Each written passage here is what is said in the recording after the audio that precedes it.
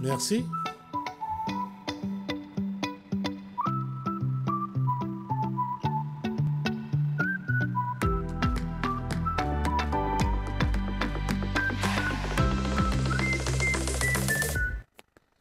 Bonsoir à tous. Bienvenue dans votre émission, votre projet pour la Réunion. Ce soir, je reçois Guy Roger. Bonsoir, Guy Gismi. Roger.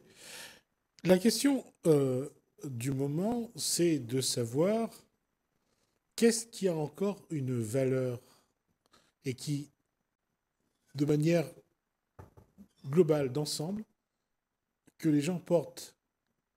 Parce que je crois que j'ai l'impression qu'aujourd'hui, il n'y a plus grand-chose, que chacun va dans son sens, et que on a l'impression que les gens cherchent à trouver des éléments de valeur dans une vie. Oui.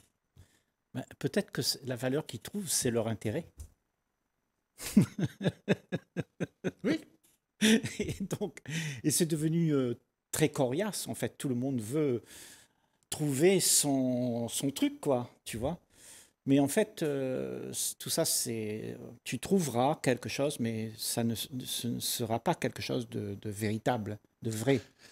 je pose la question parce que je me dis, quand on regarde la géopolitique aujourd'hui au niveau du mondial, la guerre à Gaza, la guerre en Ukraine, la guerre au Yémen, les jeunes dans la rue au Népal, à Madagascar,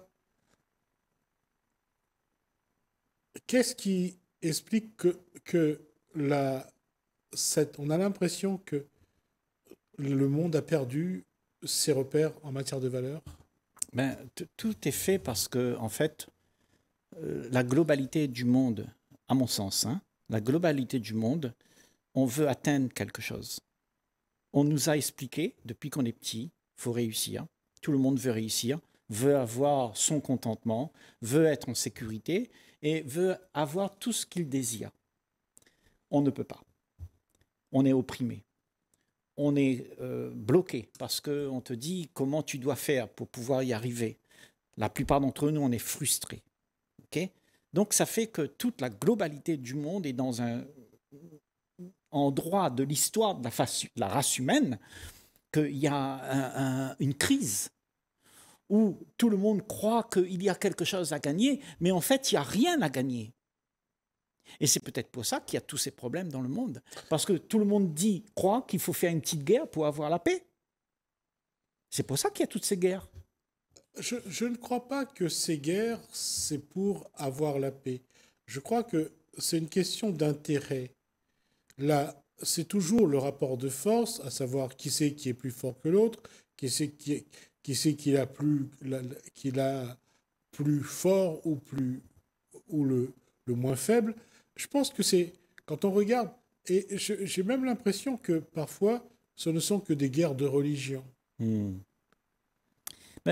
de toute façon, quand tu sais, va au niveau plus commun dans nous tous, dans un couple. OK? La femme veut quelque chose et l'homme aussi veut quelque chose qui est différent de ce que la femme fait. Et au bout d'un moment, ça éclate. OK? Il y a une dispute. Cette dispute, c'est la guerre. Moi, j'appelle ça, c'est ça la guerre. C'est la dispute. Parce qu'on ne s'entend plus et on veut imposer à l'autre ce que moi, je pense qui est important pour moi. OK? Et toutes ces histoires que nous vivons aujourd'hui sur la planète, au fond, on nous fait croire qu'il y aura la paix. Donc la guerre est justifiée. Et c'est pour ça que nous sommes aveuglés par la justification qu'on nous donne. On nous dit, c'est parce qu'il y aura quelque chose qui sera mieux. Tu pourras être tranquille après. Tu vois? Mais ça ne se passe jamais comme ça, parce que l'histoire nous le dit. L'histoire a toujours répété les mêmes choses. La souffrance a toujours continué à se faire. Et ça veut dire que nous, les humains, pour la plupart d'entre nous, je dirais, ben, on croit que ça, c'est la vie qu'on doit subir. Et puis, par tous les moyens, on essaye de trouver un petit répit, une petite zone de confort qui puisse faire en sorte qu'on soit protégé de toute cette envergure qui arrive comme ça. Hein. Et le problème, c'est que on n'est jamais protégé. La sécurité, dans ce cas, il n'y a pas de sécurité. Il n'y a que la dégringolade, la déchéance, l'abîme.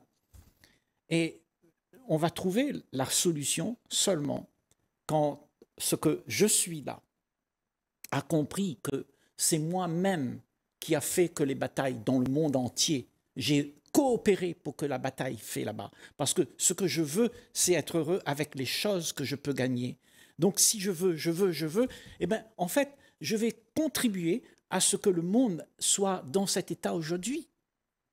Maintenant, si tu ne veux rien, si tu n'attends rien, si tu désires rien, qu'est-ce qui va se passer, Jismi? Tu cesses d'embêter le monde. Et peut-être l'ordre pourrait revenir. Parce que ce que tu as besoin ne te satisfera jamais. Mais on le veut quand même. Tout le monde veut parce qu'on nous a fait croire que c'est ça la vie. Aujourd'hui, quand on regarde un président russe comme Vladimir Poutine, ou un président américain comme Donald Trump, un président français comme Emmanuel Macron, ou un premier ministre israélien comme Benjamin Netanyahou, il y a un jeu d'ego Bien sûr. qui est flagrant. Oui. Et on se dit à ce moment-là, est-ce que c'est vraiment l'intérêt du pays qu'ils mettent en avant, ou est-ce que c'est vraiment cette partie d'eux-mêmes qui les pousse à vouloir être le plus grand, le plus beau, le plus fort, et à prendre des décisions que nous, citoyens, on a du mal à comprendre, ou même si on le comprend, on ne l'accepte pas. Alors, à quel moment l'intérêt humain est mis en avant? À quel moment l'ego est satisfait? De toute façon, tu le sais, hein, je ne vais pas te raconter une tempête. L'ego ne sera jamais satisfait. L'ego ne peut pas être satisfait. Parce que l'ego, lui, il existe à cause de tout ce qui se passe. Il tire son pouvoir là-dedans. Il veut exister parce qu'il y a quelque chose à gagner, quelque chose à paraître dedans. Si je gagne de la notoriété, je suis présent. Il y a une présence là qui s'appelle moi.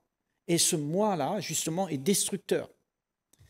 Mais toi, à ton niveau à toi, il y a aussi un moi qui est là, qui est présent.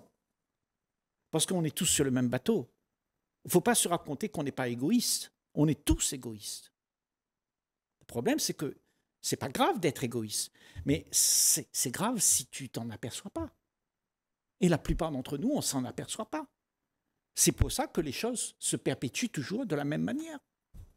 Parce que tout le monde fait croire à l'autre ce que l'autre veut voir.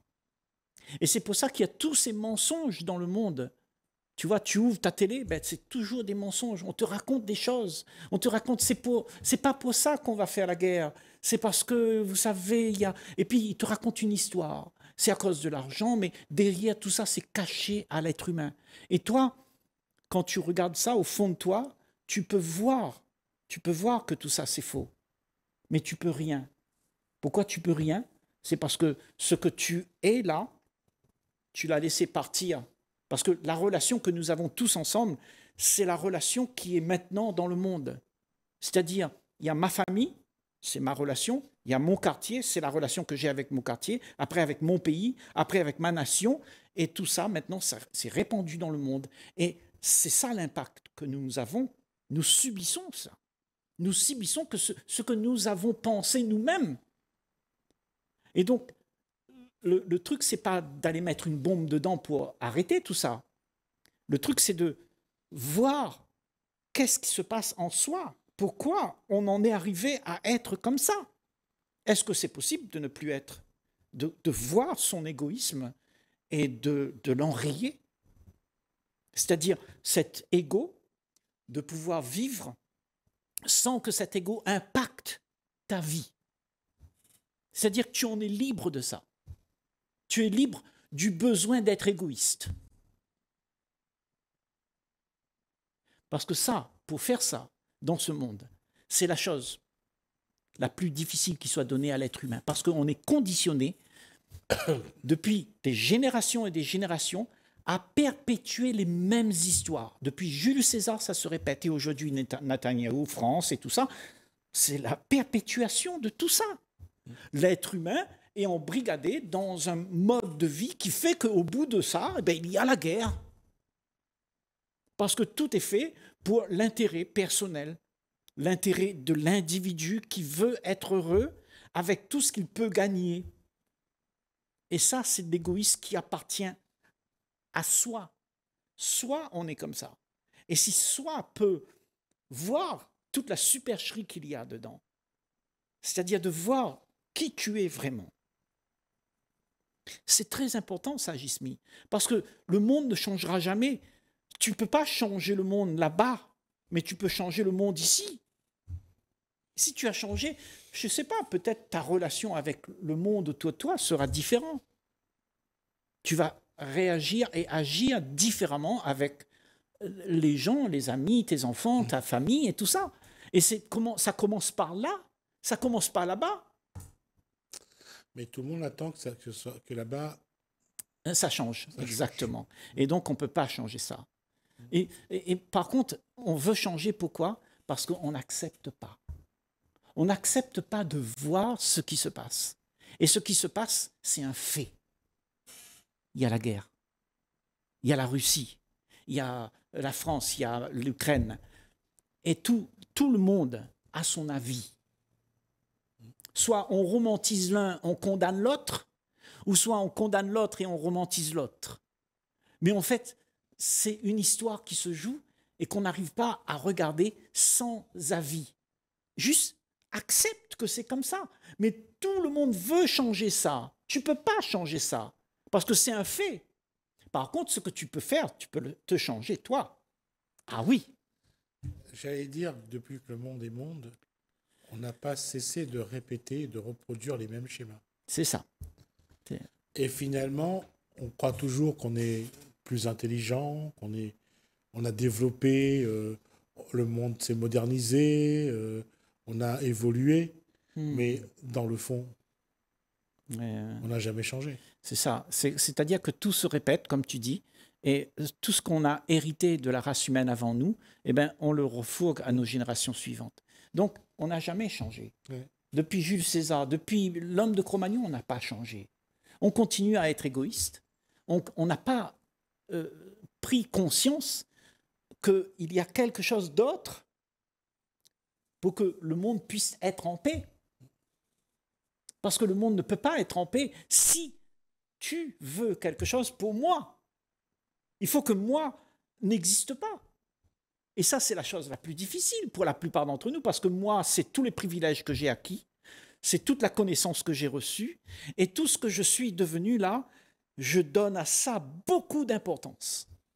Parce que quand on voit ce que fait Donald Trump, ce que fait Poutine, ce que fait Vladimir Poutine, le premier ministre israélien Benjamin Netanyahou, ou bien le président français Emmanuel Macron, ils sont tous devenus indispensables. Je ne sais pas pourquoi, mais ils se sentent tous aujourd'hui indispensables. Ils se sentent. Voilà.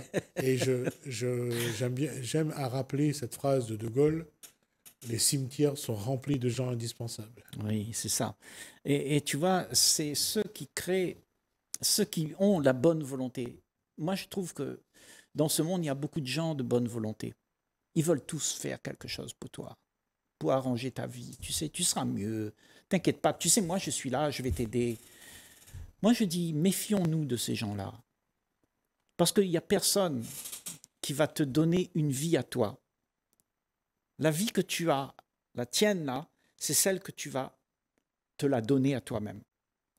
En regardant comment tu es, eh bien, tu vas abandonner les histoires que tu te racontes pour être vraiment ce que tu es. Et ce que tu es, c'est la sincérité, c'est la joie de vivre.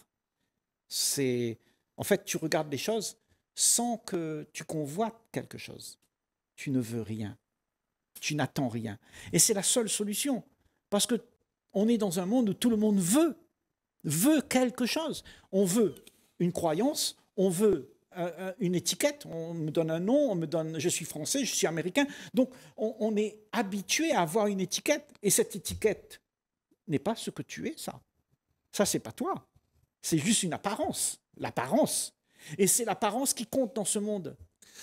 Oui, mais il y a aussi cette...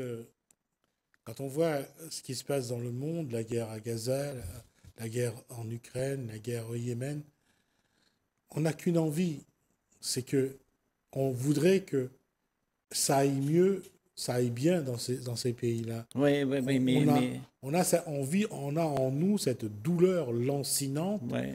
qui est là parce que il y a la guerre là-bas, il y a des conflits ici, il y a, Ouais.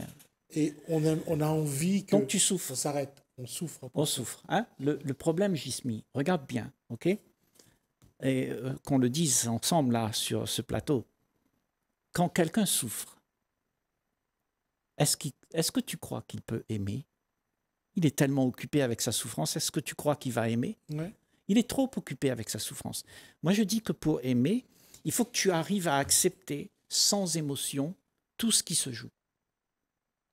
Accepter de voir ce qu'il y a, sans l'émotion que c'est bien ou c'est pas bien. À ce moment-là, tu peux voir ce qui se passe, sans avis, sans contrôle, sans rien faire pour que tu puisses mettre les choses autrement.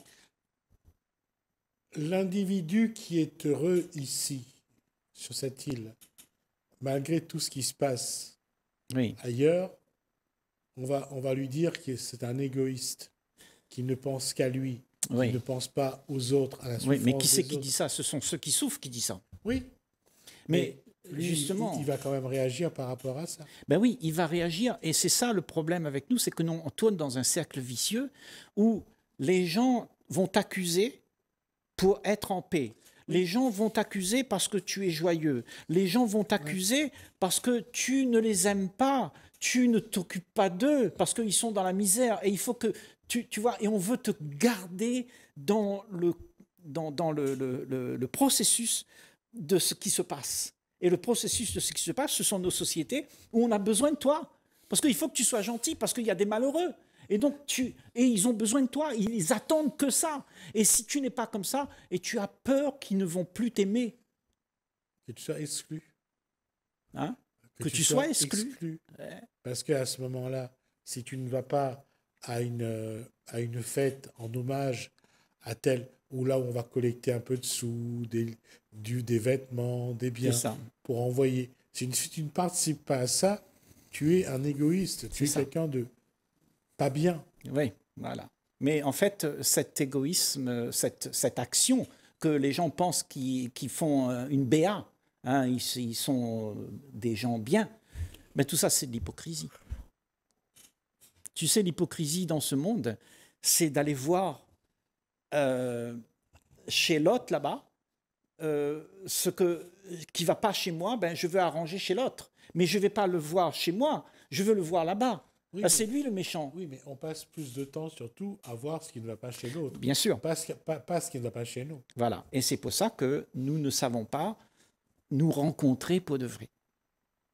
Et rencontrer les uns et les autres, ça voudrait dire qu'on abandonne le centre égocentrique qui est le nôtre, qui veut pour que je puisse exister devant ton regard, parce que l'ego fait exister quelqu'un au regard du monde. Et c'est pour ça que ces gens, tu sais, au pouvoir là-bas, ils sont contents, parce qu'ils ont une existence. Et il y a beaucoup de millions qui les admirent, et il y en a qui les haïssent aussi, mais c'est pareil, hein. Ça te donne un effet d'être quelqu'un. Tu existes. Tu existes, tu vois. Et tu vois, le plus belle offrande que tu peux faire au monde, c'est d'être rien. Parce que quand tu es rien, tu n'emmerdes plus personne. Excuse-moi du mot. tu vois, le problème, c'est que ces gens-là ne savent pas qu'est-ce qu'ils sont en train de faire. Ils sont en train de faire des choses qui vont envenimer toutes les situations, et les situations vont devenir de pire en pire, et ça va aller de pire en pire. Que tu le veuilles ou pas, dans ce monde, on espère que ça ira bien, mais ça ne va pas bien. Et depuis l'homme de Cro-Magnon, ça va de pire en pire. Et aujourd'hui, on est arrivé à un moment où il y a pratiquement toute la Terre est en guerre. C'est pour ça que je disais que comment être bien en soi et ne pas subir les foudres et le regard des autres, parce que malgré tout ce qui se passe, on est bien. Oui, c'est-à-dire être en paix, ça veut dire que tu observes les choses et que tu vois tout ça, non pas dans la scène, mais tu es au-dessus de la scène. Et tu vois. Celui qui voit, c'est celui qui observe. Et celui qui observe, c'est celui qui a l'action juste. Parce qu'il ne va plus faire d'action pour envenimer la situation. Il va faire en sorte qu'il ne jette plus de pierre dans la mare d'encre. Il ne jette plus de pierre. Mais la mare aujourd'hui n'est pas tranquille parce que tout le monde veut jeter sa pierre pour arranger. Tu comprends? Alors, on termine là-dessus, puisqu'on on a déjà passé le temps qui nous a imparti. Mais je crois que c'est ça sur laquelle, je crois que c'est la posture sur laquelle il faut réfléchir. On peut changer les choses, mais on peut les changer d'abord en nous. C'est ça. Mais est-ce que si on change en nous, ça va changer les autres? C'est la question. On essaiera de répondre à ça la prochaine fois. Merci Guy Roger. Merci à vous de nous avoir suivis. Merci Hélène, merci François. Je vous dis à bientôt.